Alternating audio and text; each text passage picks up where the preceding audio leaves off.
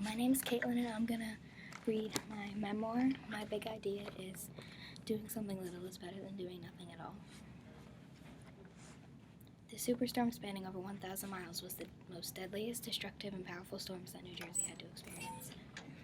This hurricane of devastation was the most dangerous storms from 2010 to 2013. The hurricane hit hard. I don't think anyone will forget this monster storm and what it caused. The entire town was flooded. Between the oceans, creeks, rain, and a full moon, everyone pretty much had an idea on how bad this hurricane was actually going to be. After the storm had hit, people were devastated. Everyone wanted to give up hope. My family and I wanted to do something to help, but we felt our ideas were too small and wouldn't do anything. Then my dad had mentioned how we have a lot of clothes and toys we don't use anymore, so we should donate it to the Boulder School. We gathered up all the clothes and toys. Then I remembered coming back into town.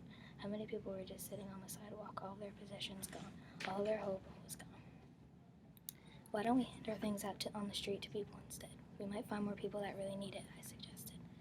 That's a great idea, my sister yelled with enthusiasm. We should also hand out some coffee. Some people would like having some. Then we knew what we were going to do. This was the plan. My cousin Grace had the different things we didn't need. My dad had the coffee. My sister Jessica had the milk and sugar. I had the paper cups. We'll do our best to help people.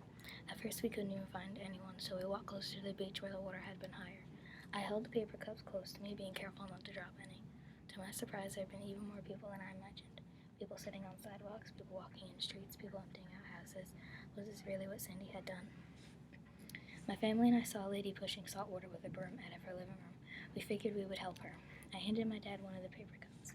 "Excuse me," my dad asked the woman. "Yes," she replied. "Would you like some free coffee?" "Okay, what's the catch?"